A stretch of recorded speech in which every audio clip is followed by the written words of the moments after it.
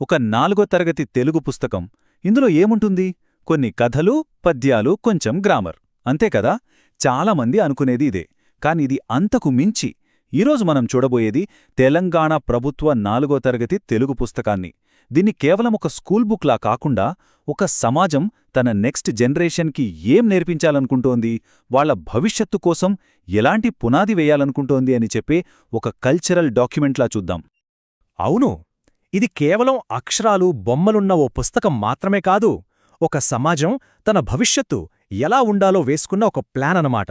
ఆ ప్లాన్ మొత్తాన్ని ఇలా పిల్లల పాఠాల్లో జాగ్రత్తగా పొందుపర్చారు. సరే, మరి ఆ ప్లాన్లోకి ఇంకాస్త లోతుగా వెళ్దామా? అసలీ పుస్తకంలో ఏముంది? దాని వెనుకున్న ఉద్దేశాలేంటి? ఒక్కొక్కటిగా చూద్దాం. ఒక తరాన్ని తయారుచేసే ఈ బ్లూప్రింట్ లోపల దాగి ఉన్న విషయాలేంటో తెలుసుకుందాం. ఓకే, ఇక మొదలు పెడదాం.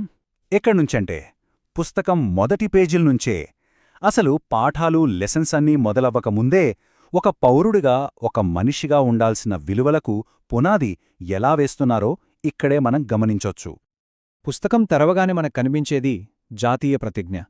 ఇది చాలా ఇంట్రెస్టింగ్ పాయింట్. ఎందుకంటే చదువు మొదలుపెట్టే ముందే దేశభక్తి, పెద్దల పట్ల గౌరవం, జంతువుల పట్ల దయ, తోటి మనుషులకు సేవ చేయడం, ఇలాంటి కోర్ వాల్యూస్ అన్నిటినీ వాళ్ల ఎడ్యుకేషన్కి ఫౌండేషన్గా పెడుతున్నారు. అంటే ఏంటి? చదువంటే అక్షరాలు నేర్చుకోవడం మాత్రమే కాదు, అంతకంటే చాలా ఎక్కువ అని మొదటి పేజీలోనే క్లియర్గా చెప్తున్నారన్నమాట. సరే, వాల్యూస్ గురించి చెప్పారు. అది ఏం నేర్పించాలో చెప్తుంది. మరి ఎలా నేర్పిస్తున్నారు? ఇప్పుడు ఆ పద్ధతిని చూద్దాం. ముఖ్యంగా తెలుగు భాషను ఎంత సిస్టమాటిక్గా, ఎంత పద్ధతిగా నేర్పిస్తున్నారో చూద్దాం రండి. ఇక్కడ చూడండి, లాంగ్వేజ్ నేర్పించటంలో ఎంత మంచి ప్లానింగుందో. ఫస్ట్ వర్ణమాల అంటే అచ్చులు, హల్లులతో స్టార్ట్ చేసి ఆ తర్వాత నెమ్మదిగా సరళ పదాలు, గుణింతాలు, ఒత్తుల దాకా స్టెప్ బై స్టెప్ కాంప్లెక్సిటీని పెంచుకుంటూ వెళ్తున్నారు. ఈ పద్ధతి వల్ల పిల్లలకు భాషమీద చాలా స్ట్రాంగ్ ఫౌండేషన్ పడుతుంది. ఓకే, భాష నేర్చుకున్నారు. మరి ఆ భాషను ఉపయోగించి ఏం నేర్పిస్తున్నారు? అదే కదా అసలు విషయం. ఈ పుస్తకంలోని కథలు, పద్యాలు ఇవన్నీ ఏదో టైంపాస్ కోసం పెట్టినవి కావు. ఒక ప్రత్యేకమైన ఐడెంటిటీని, అంటే గుర్తింపును వాళ్లలో నిర్మించడానికి చాలా జాగ్రత్తగా సెలెక్ట్ చేసినవి. ఈ టేబుల్ ఆఫ్ కంటెంట్స్ అంటే విషయసూచికను ఓసారి చూస్తే ఇదొక మ్యాప్లా కనిపిస్తోంది. ఇందులో ఎంత వెరైటీ ఉందో చూడండి.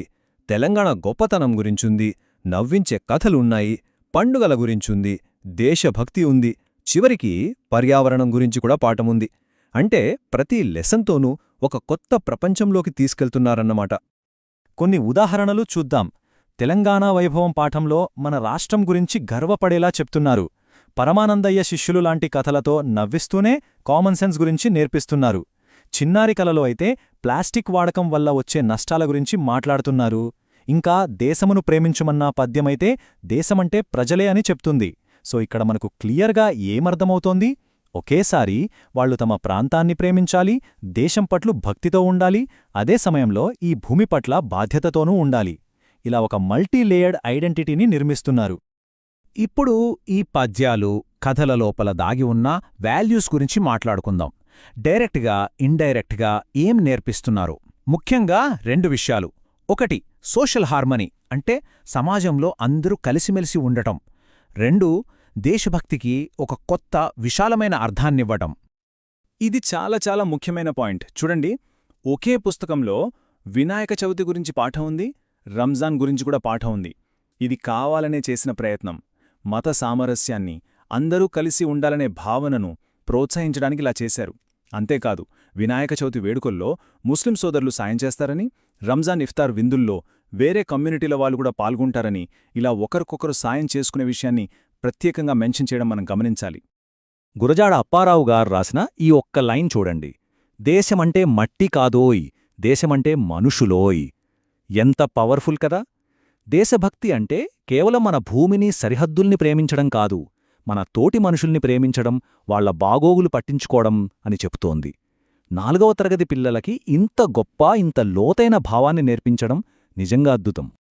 సరే, ఇప్పటిదాకా మనం చూసిన ఈ విషయాలన్నీ కలిపి చూస్తే మనకొక క్లారిటీ వస్తుంది. అసలు ఈ బ్లూప్రింట్, ఈ పాఠ్యపుస్తకం ఫైనల్గా ఎలాంటి పౌరుడిని తయారుచేయాలనుకుంటోంది? ఆ పెద్ద ప్రశ్నకు ఇప్పుడు సమాధానం చూద్దాం. సో వాళ్ళు తయారు చేయాలనుకుంటున్న 21వ శతాబ్దపు పౌరుడు ఎలా ఉండాలంటే వాళ్లకు తమ తెలంగాణ సంస్కృతి వారసత్వం మీద గర్వం ఉండాలి.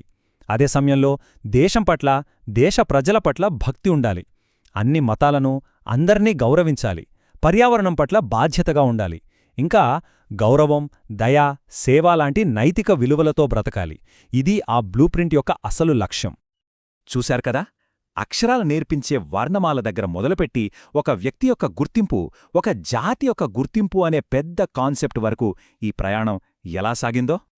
చివరిగా ఒక ప్రశ్న: మనం మన పిల్లలకు ఏం నేర్పిస్తున్నామనేది మన భవిష్యత్తును ఎలా మారుస్తుంది, ఎలా నిర్దేశిస్తుంది?